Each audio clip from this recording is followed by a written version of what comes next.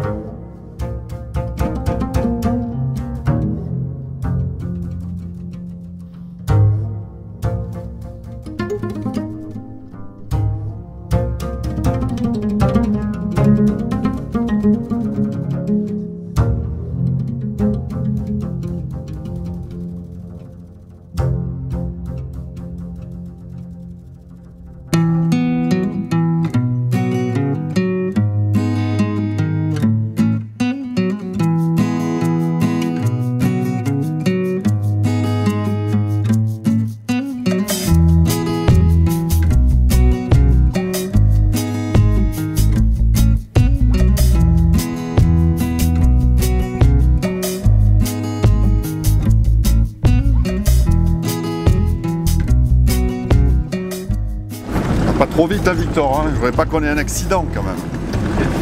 Hein? Tu as ton permis? Hein?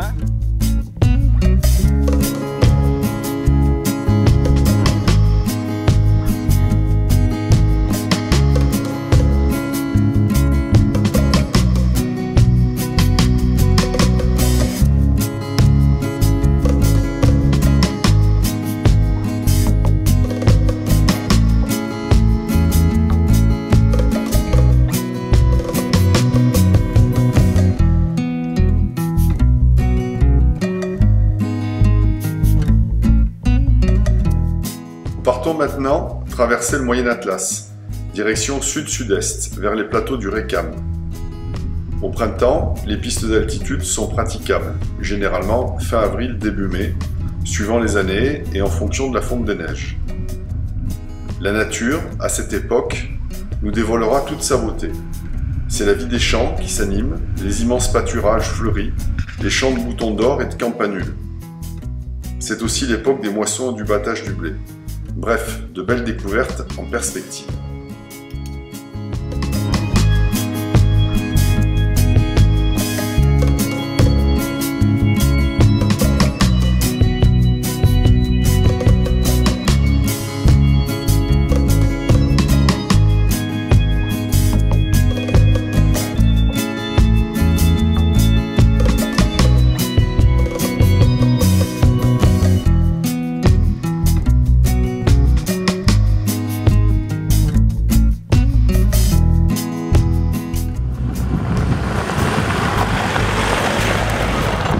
On va où là? Au point 07 34. Il est où? Dans le désert. À la prochaine.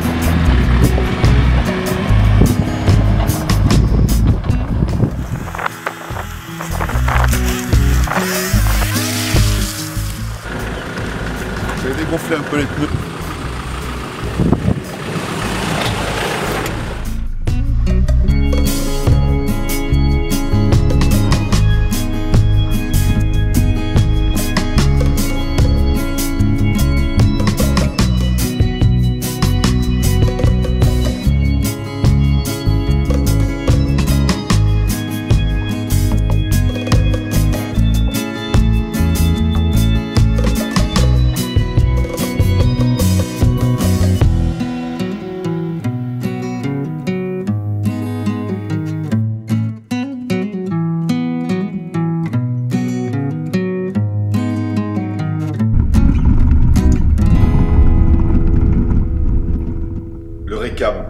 Cette région de plaine et de plateau a déjà une ambiance saharienne. Les surfaces planes règnent sur des distances considérables. Le pays est semi-aride et la steppe domine. Au sud, les chaînes discontinues prolongent le Haut Atlas.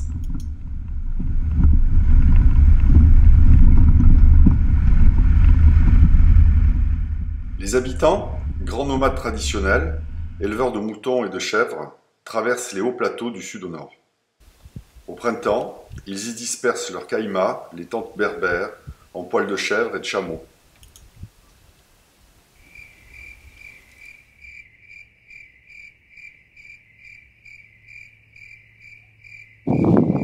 Alors chef, qu'est-ce qu'on mange ce soir? Ce soir, on va manger du poulet. Ouais. Ça va bien voir quand même. Du poulet avec une préparation spéciale que j'ai faite, du riz, des tomates, des oignons et du petit poulet. Ça, c'est pas au McDo là, hein. C'est du sérieux. Il y a du petit poulet.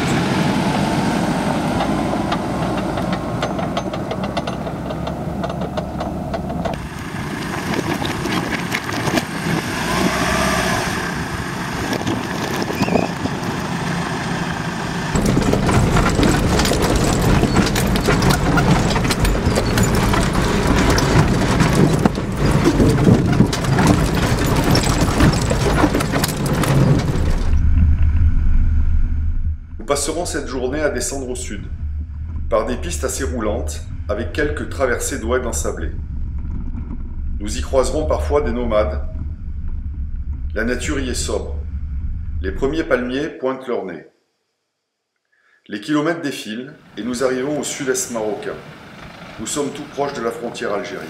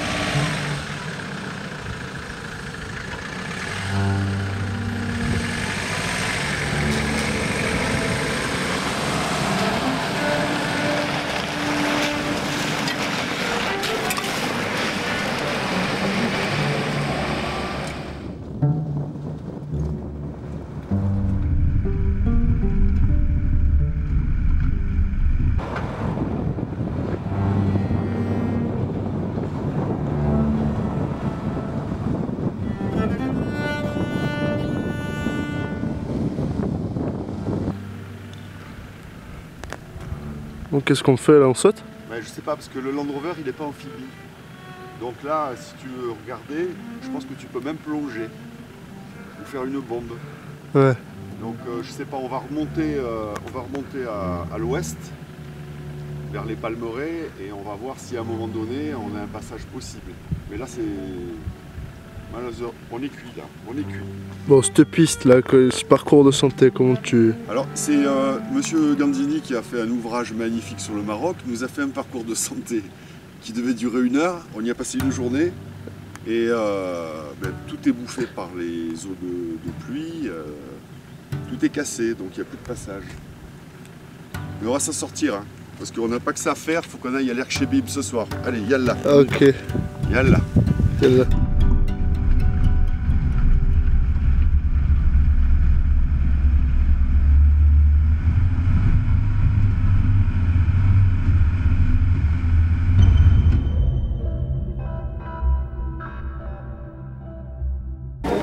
Bon alors, est-ce que tu pourrais m'expliquer quel est le dilemme du moment là? Je pense que ce qui serait intéressant, c'est que tu en parles du dilemme du moment. Facile de toujours aller chercher le vieux. Hein, qui c'est qui a un problème? C'est le jeune. Hein, il a un problème, le jeune. Le vieux aussi, mais d'abord c'est le jeune. Ouais, c'est ça, ouais. Voilà, bon allez. Bon alors on fait comment là? Mais on fait comme tu veux, c'est toi qui décides. Ouais, Allez, yallah.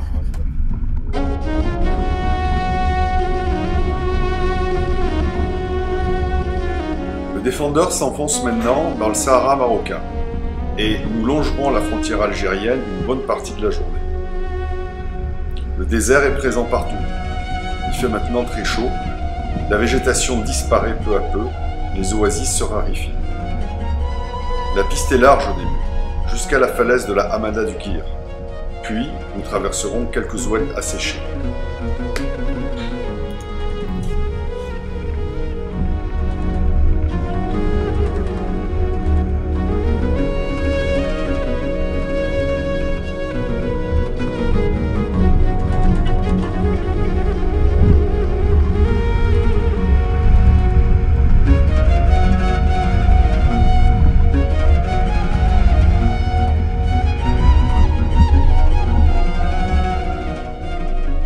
Nous sommes maintenant seuls au monde.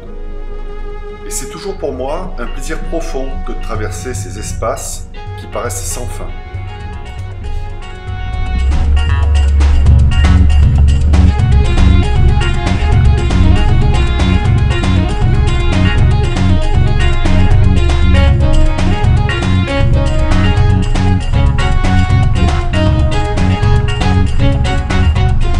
Qu'est-ce qu'on a à midi, Victor?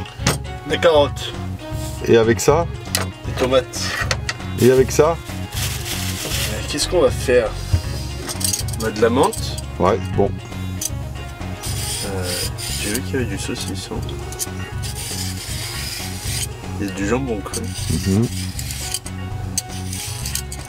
Je sais pas, qu'est-ce que tu proposes? C'est toi le spécialiste du midi, hein?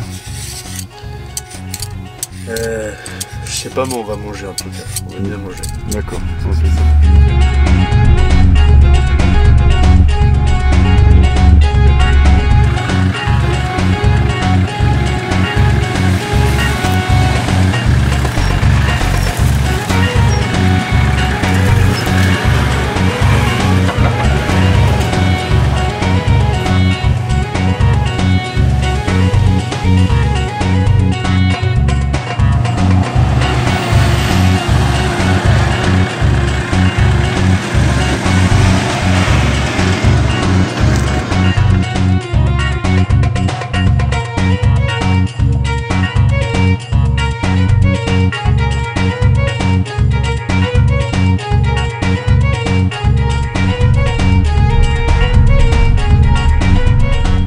Ce matin, nous allons prendre le thé dans un campement berbère.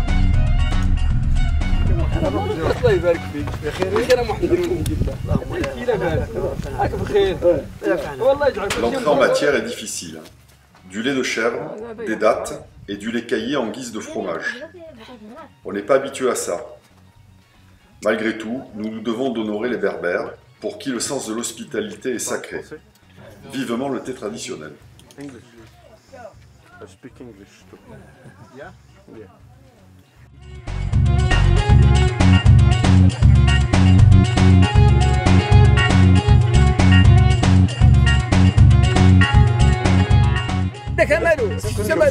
Comme ça.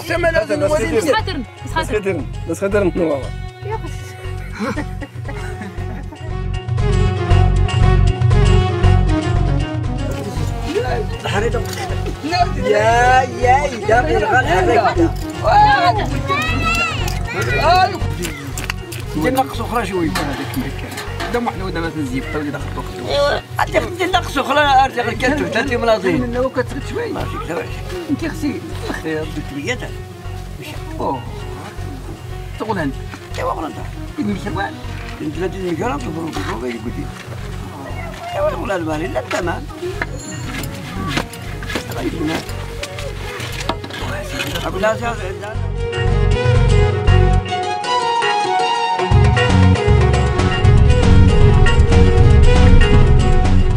Nous repartons au sud. Il fait de plus en plus chaud. Pas d'arbres et donc pas d'ombre. On va maintenant se rapprocher du sable.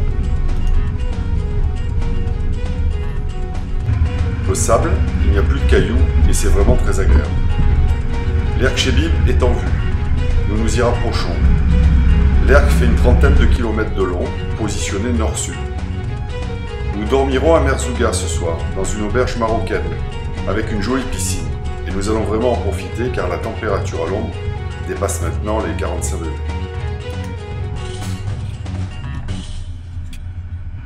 Mais en attendant quand même, on a du mal à y résister, on va aller faire un petit tour dans les dunes.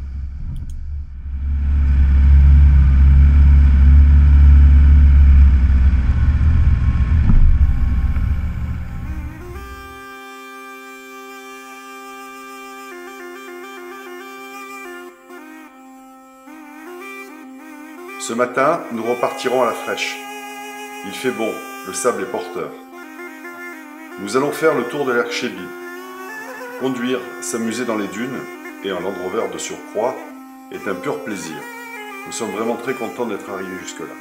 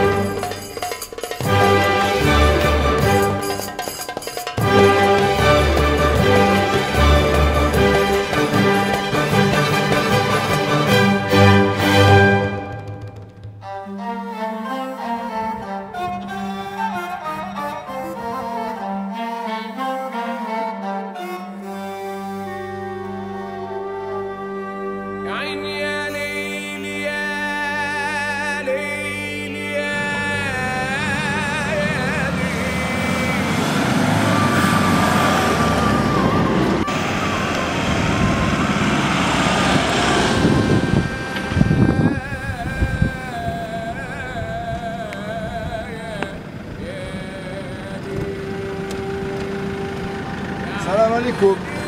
Ça va bien? Ça va, ça va. La baisse? La baisse. Il fait un peu le chaud.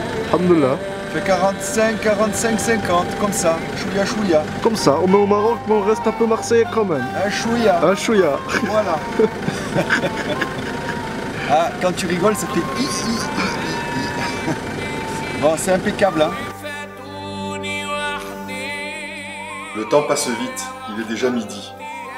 Il fait une chaleur écrasante, l'air est brûlant. Nous nous reposons sous une bâche à l'abri des rayons du soleil avant de reprendre notre route.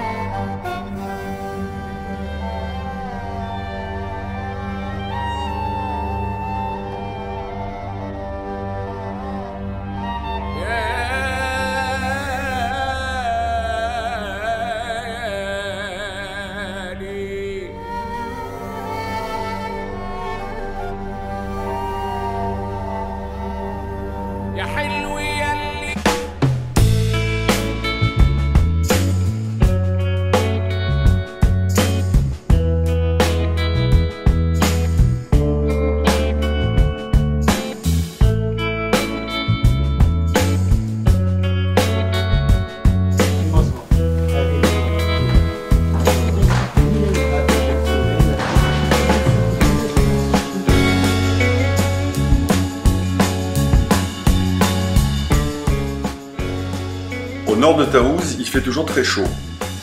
Après une nuit étoilée, dans le sable, nous remontons plein nord vers le Haut Atlas, récupérer une température moins hostile. Dans cette zone, nous traverserons d'anciens sites d'extraction.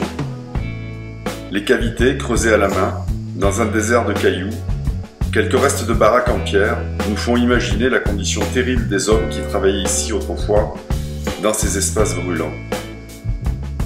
Une ambiance désert dans ces montagnes pelées, de grandes étendues arides, des vallées d'Oued typiquement sahariennes, avec quelques acacias, quelques dunettes et un vent chaud venant du sud.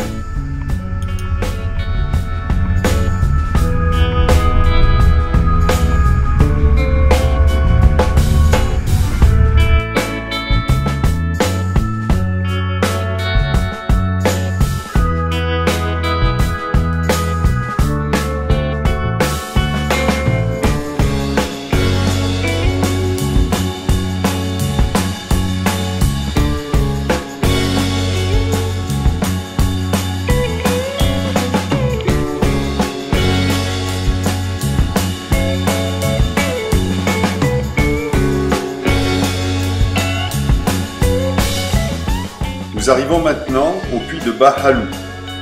Le village en ruine, sur la montagne, aurait été abandonné, dit-on, il y a très longtemps, à cause des moustiques. Un lac, très important, après des pluies diluviennes, se serait formé dans la vallée de l'Oued Réris.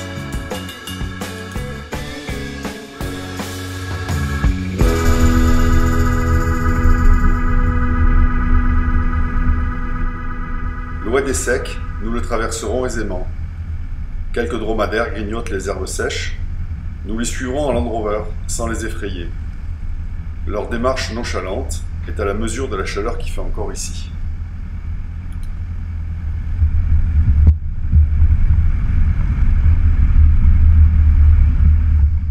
Un passage dans la montagne, visible à plusieurs kilomètres, nous permettra de continuer plein nord. Le Foum El Maharesh nous ouvre donc sa porte entre deux djebels. Ici, au cœur d'une petite palmeraie, une auberge est ouverte depuis une vingtaine d'années. Nous nous y arrêtons pour nous désaltérer. Il fait frais à l'intérieur. Les murs en pisé gardent la fraîcheur de la nuit. Et nos Coca-Cola glacés descendront d'un trait au fond de nos gorges asséchées. Il fait toujours très chaud.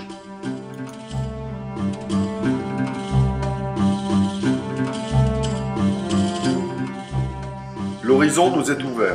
Le défendeur roule maintenant à fond la caisse. Avec Victor, nous sommes heureux. C'est l'étape Paris-Dakar en fin d'après-midi. C'est super. Les kilomètres défilent et on s'éclate vraiment bien. Nous remontons maintenant au nord, toujours vers le Haut Atlas.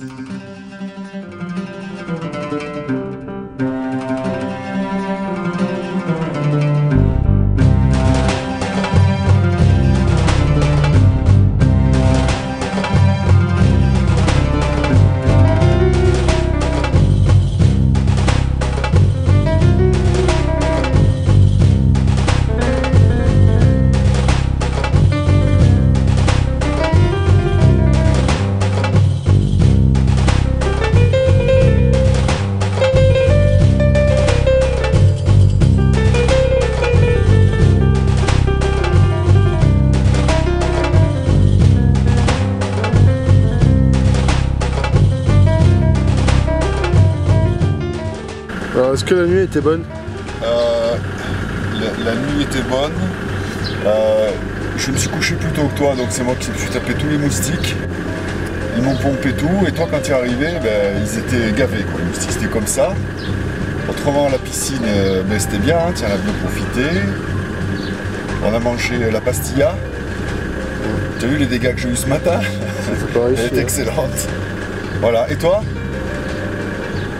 J'ai très bien dormi. Ouais. Bon petit déj. Bon. Bon, là, c'est quoi? On va faire quoi là? T'as peur de quoi? C'est quoi toi? Là, on va faire un peu le plein des gasoil. Ouais. Et puis après, on va prendre. Je te fais les circuits touristiques. Hein. La classique, les gorges du Tondra, comme ça. Jusqu'à Emilchil, on va aller au lac. Et après, on va redescendre par les gorges du Dadès. On va passer un col à 3000 en altitude dans le Haut Atlas. Et après, on va traverser le Djebel Saro, la montagne noire. Yalla, pour repartir au sud dans le sable. Voilà. Et là, on va se faire raser chez le barbier, paraît-il. Tout neuf. Voilà, allez, Tout neuf. on y va, Coco, hein? Coco, on y va? Durant ces quelques secondes où les stars passent devant face sur le tapis. Un événement que les anthropologues étudient. Sophie Marceau boit un verre de vin patiemment. Deuxième photo, Sophie Marceau dit bonjour à Catherine Deneuve. On a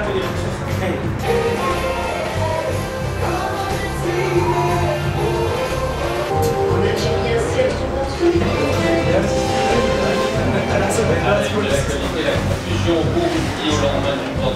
Clairement pour choisir leur camp. Ce qui est sûr, c'est que l'équilibre du pays basé sur les accords d'Arusha, ils ont mis fin à la guerre civile en 2006.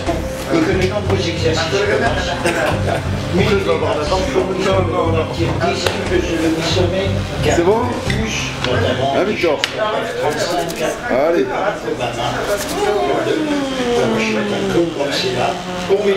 Un Américain parmi les victimes du Nathan. d'opposition parce que ça va dans le sens d'un effritement de l'État-nation. C'est bon, Victor, hein?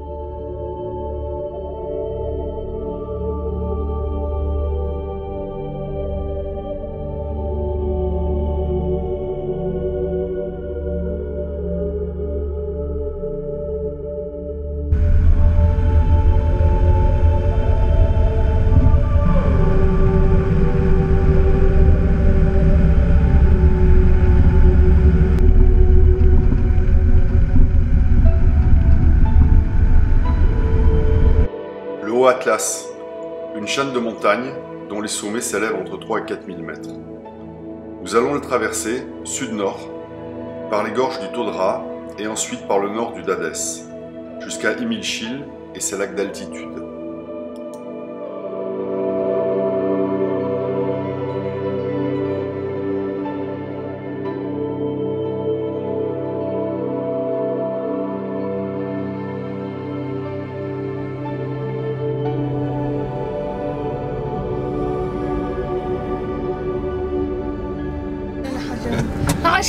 Oui, oui. Elles sont coquines quand même. Hein. Qu'est-ce que tu veux? Bonjour, au revoir mademoiselle. J'ai été ravi de vous rencontrer. Merci et à bientôt. Slama. Salut les filles. Slama. Oh putain.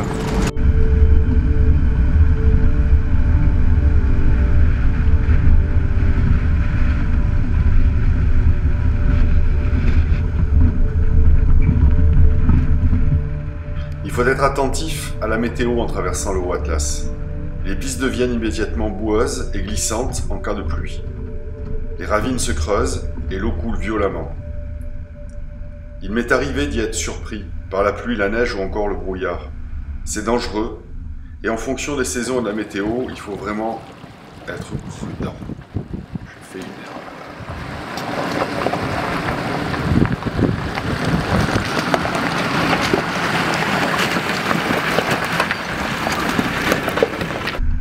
Nous rejoignons le Haut d'Hadès par une piste d'une 50aine de kilomètres, une piste dure sans grand intérêt. En fin de journée, nous y croiserons des femmes berbères, dont les petits ânes gris sont chargés jusqu'à la gueule de plantes et d'herbes ramassées dans la montagne, des plantes dont elles seules ont le secret.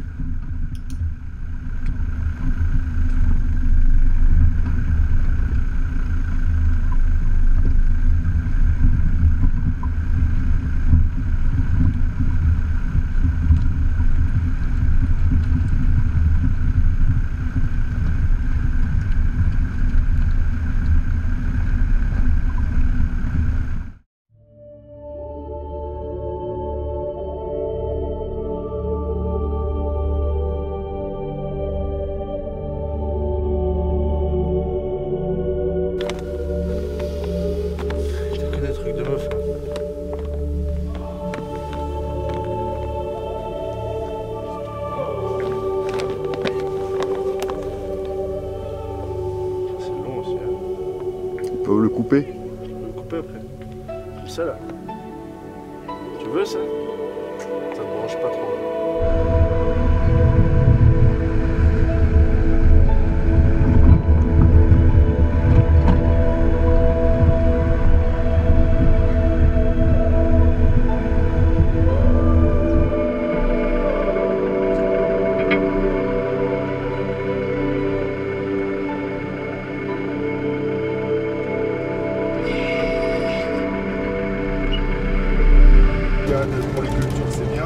Nous prendrons sur la piste 3 autostoppeurs qui rentrent de leur journée de travail dans les champs.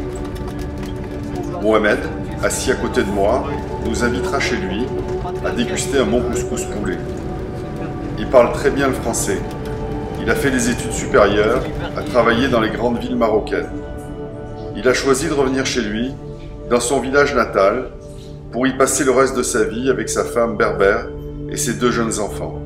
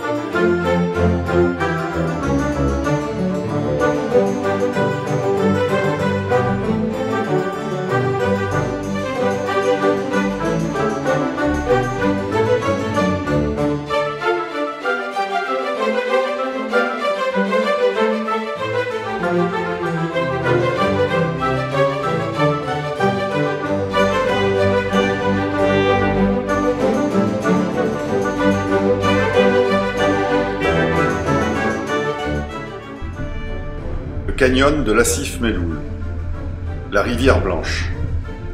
Elle prend sa source dans le pays des Aïtes Adibou et change souvent de nom au cours de son parcours sinueux. À partir du village d'Anergui, nous rentrons dans les gorges, longeant l'Oued pendant plusieurs dizaines de kilomètres. Le parcours est souvent spectaculaire dans l'un des plus beaux canyons du Haut-Atlas. Des ponts en bois et en terre permettent le passage des hommes et des mules. La piste est étroite et boulée par moments. Elle a été inaccessible pendant plusieurs années, les eaux torrentielles de l'Oued en crue ayant arraché la piste étroite qui la borde. Nous aurons eu la chance de pouvoir l'emprunter.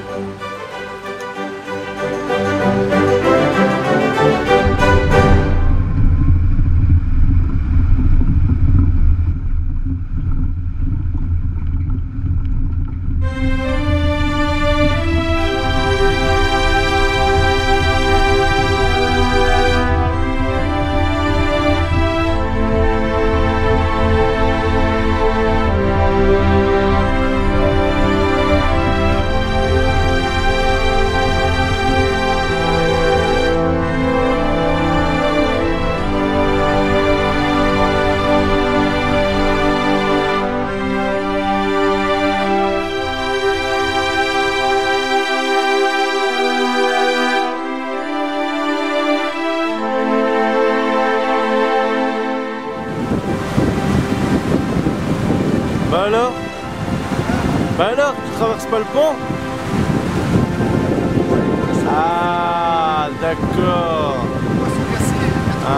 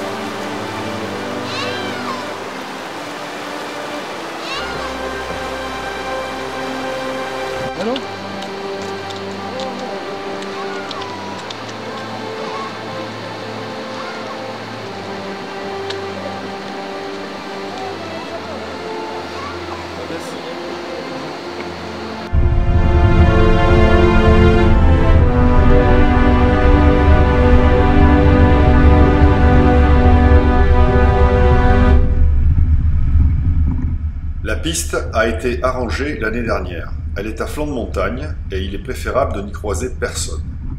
C'est peu probable, car nous sommes quasiment les premiers à réemprunter ce parcours mythique dans les gorges.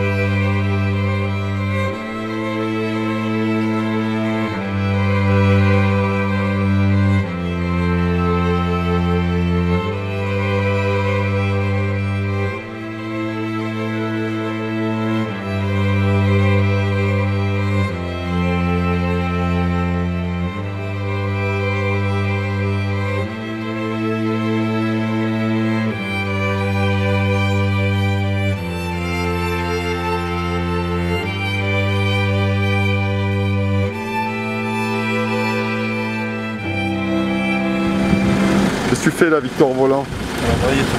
Hein? Qu'est-ce que tu fais au volant? Tu conduis pour quoi faire? Pour faire le cake. Je sais pas où on est. Tu sais où on est là? C'est ça qui est bon. Hein? C'est ça qui est bon. Je sais pas. Heureusement qu'il y a tonton. Hein. Et là, on va où là? On va dans la montagne là-bas ou où ça? Là-bas? Là-bas? Où on va? On y va quand même. Hein.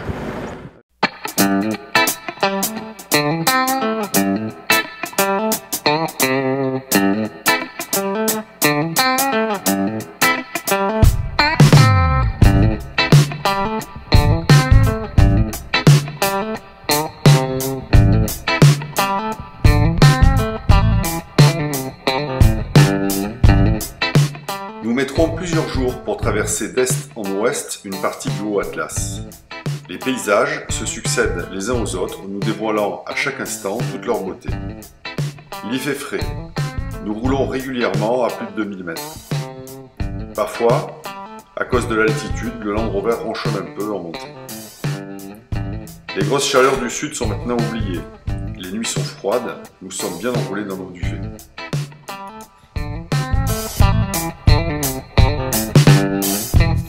Le Maroc a toujours été considéré comme un paradis pour les géologues et les paléontologues. Peu de pays, en effet, possèdent autant de témoins des dépôts successifs qui se sont succédés à la surface de la Terre.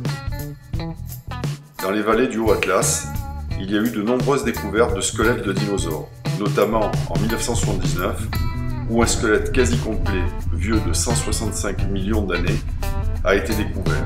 Un sauropode herbivore dont les plus grosses pièces allaient parfois à plusieurs centaines de kilos. Reconstitué à 90%, il est actuellement visible à Rabat, la capitale marocaine.